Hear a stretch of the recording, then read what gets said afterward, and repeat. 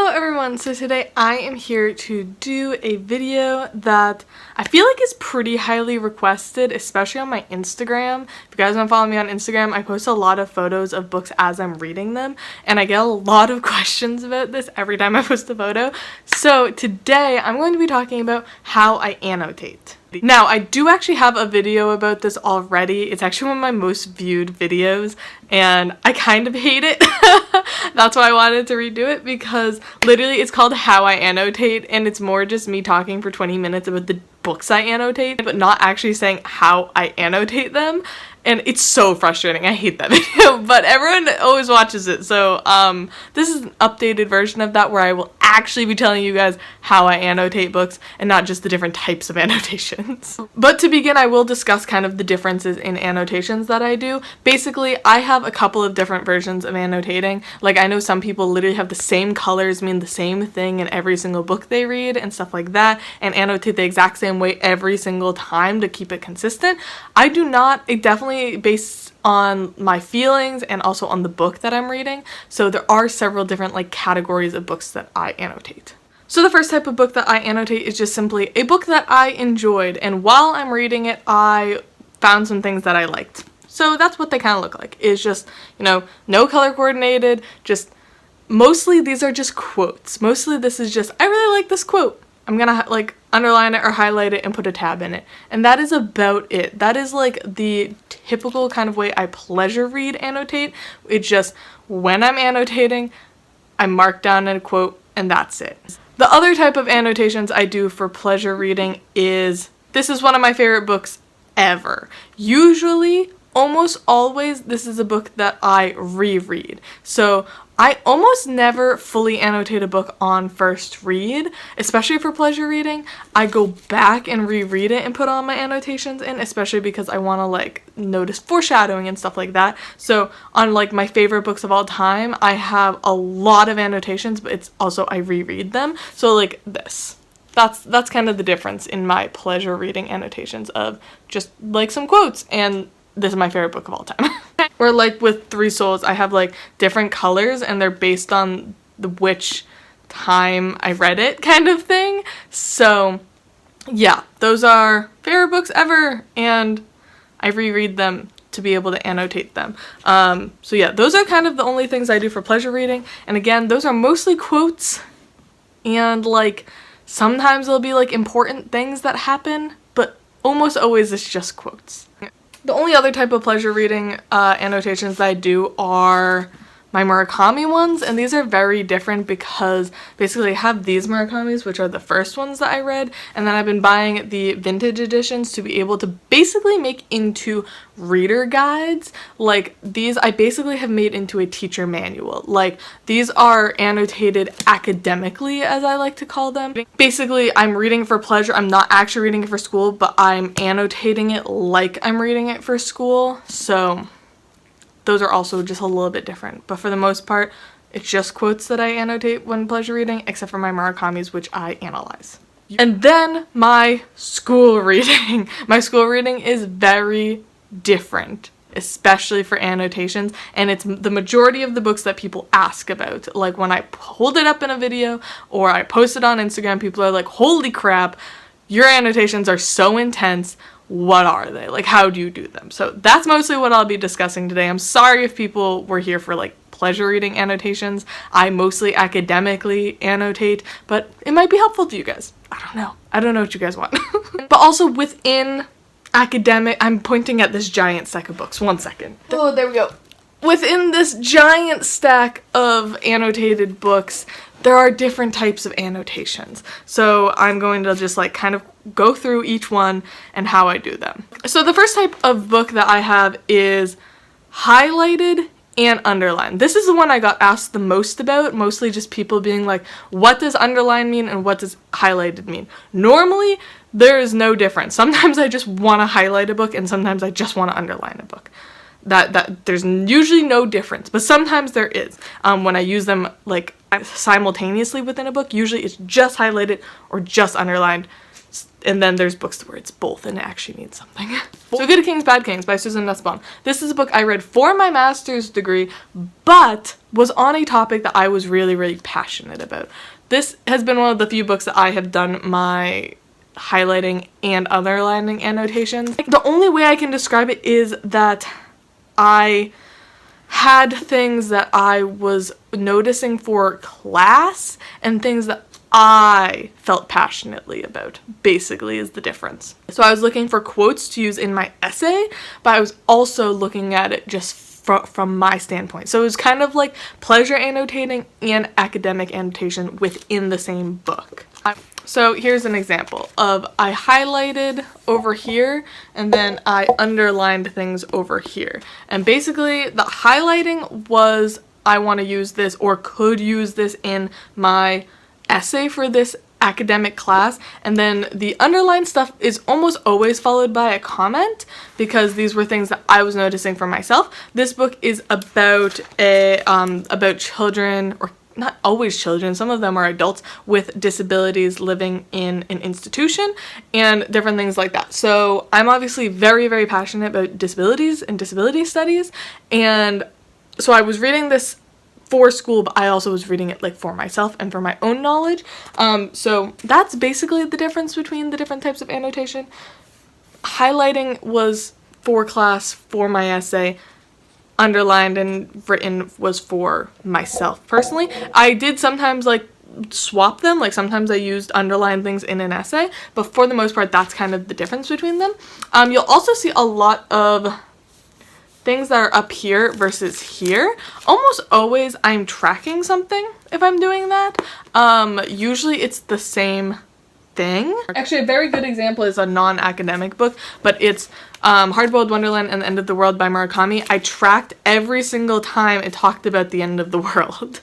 Like, that's usually what this is I'm tracking something very specific. Like, you know, like I read through the book and found stuff I wanted to use in an essay, but then I realized that there was this overarching theme that I really wanted to explore. That's normally what the top kind of things are. It's the most important things. It's the things that I just need to be able to flip to immediately at the top. That's kind of what those are. So yeah, that's the first type of annotation that I have for class, which is kind of a combination of pleasure annotation and academic annotation. This next category is kind of, I annotated as I read, which is different for me. Again, with pleasure reading books, if I like really, really love a book, I will read it all the way through and then go back and reread it to annotate it. I usually do that with school books too. Normally, not as in a full reread, but I will read through a book. I'll like be reading this book and I'll notice something and I will dog ear it. Yeah, I will dog ear it, continue reading, dog ear another thing, continue reading, and then at the very end, I go back, I find what I was talking about, I underline it, and then I put a tab in. This personally works for me because it forces me to consider something academically, but also it doesn't take me out of the flow of the book. I find when I try to annotate, like, while reading, it definitely takes me out of the story and I almost end up really not liking that book that much because it doesn't feel like a book, it just feels like a textbook to me. So with books I actually am enjoying or want to enjoy, I won't take myself out of it, I'll just dog ear it and go back. And then it allows me to enjoy the book but also go back and reread it academically. And also it kind of helps me to figure out what was actually important and what wasn't. Because I might have dog-eared something thinking it was important and then it ends up not being important at all. And I don't have like it permanently written in. You know what I mean? A couple of examples of books that I annotated as I was reading. My best example is currently Heart of Darkness by Joseph Conrad. Yeah, so Heart of Darkness was a book that I'm reading it for my literary theory class. And this is a book that, as you can see, it is every single sentence almost has an annotation on it. So yeah, that would have been a bitch to go back and reread and try to remember exactly what I was thinking about when I was first reading it. This especially because we were also kind of told what to be looking for on our first reading through, which was definitely very helpful.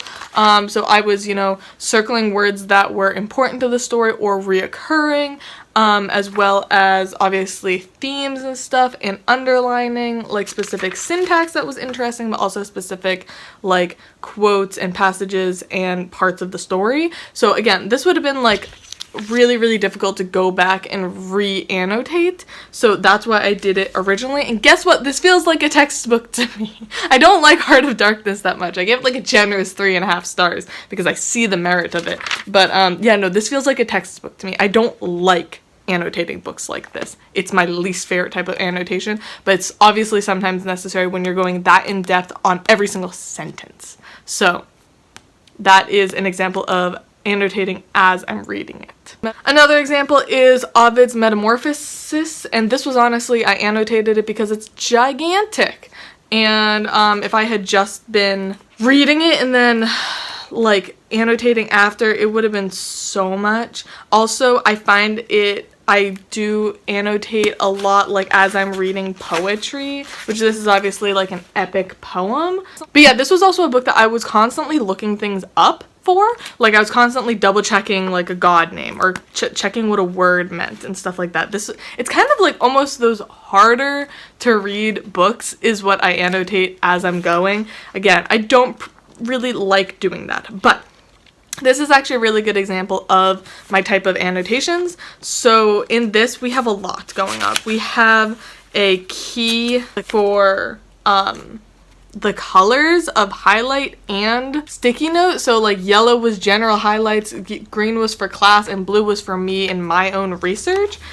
So yeah, within this book, we have things that are highlighted different colors, different colored sticky notes, different colored tabs and stuff like that. And this one was one that I was highlighting obviously important things, but also I was writing things. This is a book that I use sticky notes on. I usually do use sticky notes if I'm writing in a book. Sometimes I just won't. There is no rhyme or reason to that, except for sometimes when I am reading a more difficult piece of literature and I don't know if I'm correct, I will write on a sticky note so I can take it out and replace it with the correct information. Because yeah, if I like think that this means something and I write it down and it ends up being completely wrong, I don't want that permanently in the book to confuse me later on.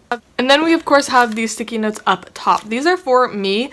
Basically I'm doing a project, maybe my thesis, maybe my dissertation project about Shakespeare and Titus Andronicus, and there's a lot of Ovidian allusions in Shakespeare. If you guys didn't know, Shakespeare was very, very influenced by Ovid, and that was kind of this. That was every time I noticed a Shakespeare reference, or more, an Ovidian reference in Shakespeare, that's what I was tracking up here. And then the really different colored things was mostly for like specific projects kind of thing. Like I had to do a whole project about Orpheus and Eurydice, so I made that a different color so I didn't get confused and I could just really quickly flip to it kind of thing. And then obviously Adonis, I also did a full project on, so he is also a different color. And yeah. That's that one. That was I was annotating as I was reading, so different colors mean different things, different annotations mean different things. Also, again, this is, I don't want to compare it to the Bible, but it's almost like the Bible in the sense like so much is alluded to of Ovidian like allusions in other literature. So this is a book that I'm constantly going to be going back to, so it's just a manual of different things that I was thinking about while I was reading it, and then also have gone back already and reread. So that is a very good example of just hardcore academic annotations. And then we have very normal academic annotations. These are ones that, again, I read through it all the way through once, or, a couple hundred pages, and I might go back, and then I read it through all the way once, I dog-ear pages, go back and underline, and then put in my tabs and make sure that colors mean something and everything is good. I prefer doing this because it allows me to see overarching themes, it allows me to figure out what I kind of need for my colors, and also allows me to enjoy a book, but also go back and academically look at it. So yeah, let's look at a couple of these. So we have Peter Pan. This is a book I'm working very closely with, obviously, for my independent study. And as you can see, I have a lot of different colors as well as different colors up top. And I always make myself a little key at the front of what different colors mean. And again, it's really easy to do that after you like go through. This is another one that has highlighting and underlining. Highlights were basically me going through the first time and reading it through and like noticing specific things. Also, this was a reread for me, so I kind of knew what I was looking for. But then some of the underlines were things that I talked about with my professor or talked about later on, kind of thing, like almost a separate reading of it, or something I didn't notice in the first time I read it and stuff like that. I also was using sticky notes as my way of writing in this book, mostly because the margins just aren't that great.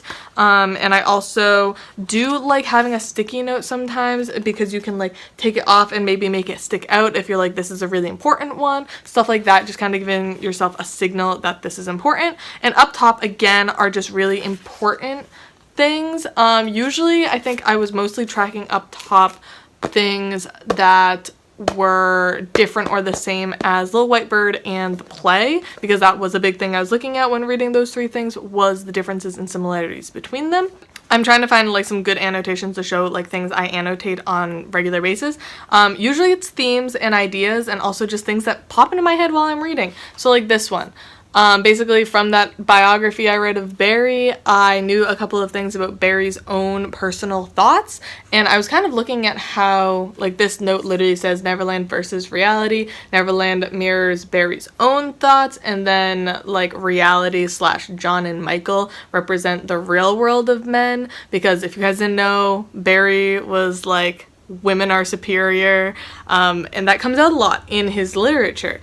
Or like something that I was tracking was these blue ones was things all about Peter and forgetting, because that was an interesting theme that kept popping up. So that's something that I was tracking, and again I would just highlight that part to remind myself of what I was doing and stuff like that. And that's basically all I do, is just write down my thoughts as I'm reading, and also like annotate very specific themes and ideas that I have while I'm reading, and I go back and put in the colors, because I feel like it's hard to go into a book knowing what you want to annotate unless you've already read it before.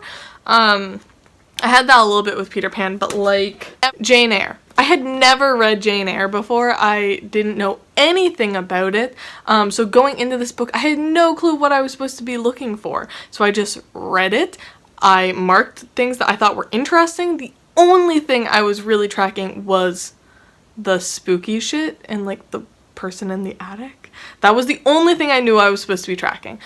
So I read through the entire book, really enjoyed it, and then I went back and annotated because I literally didn't know what I was supposed to be annotating. And again, I do have my key, and I just marked down what I wanted to. And again, these are annotations I did on my first reading of it, and I will probably go back and add more as we discuss in class and stuff. And up top is things I know are important, like after reading through the entire book and going back and looking at my annotations, I know that these are important things, and maybe I'll use them in an essay. Again, just top of things are like the most important, and then this is just like tracking other things. So in Jane Eyre, I was tracking the terror, horror, supernatural, and the person in the attic. And then for class, just the nature of the class is about Gothic literature, or Gothic Victorian lit, which Gothic is the only genre that's actually defined by architecture and not by content. Fun facts. Things you learn in your master's genres. So I knew I had to be tracking architecture and nature descriptions and stuff, so I obviously had stuff for that. Romance is literally just because I freaking love Jane in Rochester, and then orange was Jane being a badass because I had so many of those marked, and then yellow's just quotes. And yeah. That's a very simple annotation. Like, I didn't really write anything for these. I literally just marked it with a pen. So those are really simple annotations for me, especially, is like I didn't even underline a lot. I just would mark down a whole paragraph. But like sometimes I underline. But I have nothing actually written in this book, which is rare for me. But yeah, that's like kind of the most basic annotations I do, is just straight underlining. But yeah, those are basically all of the different annotations I do. Pleasure reading, just, oh, this quote is cool. Favorite books, rereading it constantly and adding more and more annotations and like digging in deep. So excited to do that for Imaginary Friend. I can't even tell you guys how much I want to annotate this so bad. And then school reading, reading through for the first time and almost making it like a textbook. And then basic, just annotating based on themes and content and things that I want to track personally. I think the biggest thing that I do very differently from others is that up top annotation. I've never seen another person do that. And I don't know if that's just my academicness of like, I want to use these quotes in an essay. But that's a really good way to distinguish between just quotes that are important or good or whatever, and ones that are like your favorites or like the most important. So I think that's like the only thing I do super different that I've never seen another person do, so. But yeah, I hope you guys all enjoyed this How I Annotate video. I hope you guys got something out of it. Again, I do find it difficult to talk about how I annotate because it's so innate, and like, I've just been doing it the same way for so long. It's hard to like teach someone how to do it, but I get questions about it all the time, so I hope this like satisfied your curiosity. But yeah, I hope you guys all enjoyed this video and hopefully taught you something, got some good ideas from me. I don't know. I feel like I'm pretty basic in my annotations, but then I go to grad school and I'm the only one that my book looks like this. Everyone else's looks like it hasn't even been touched. So maybe I am different. I don't know. But yeah, whoever you are, whether you're in school or not, I hope you guys got something out of this annotation video. And yeah, definitely tell me down below how you guys annotate, or if you're gonna take on any of the tips or things that I talked about. Yeah. But anyways, I love you all and I'll see y'all soon. Bye!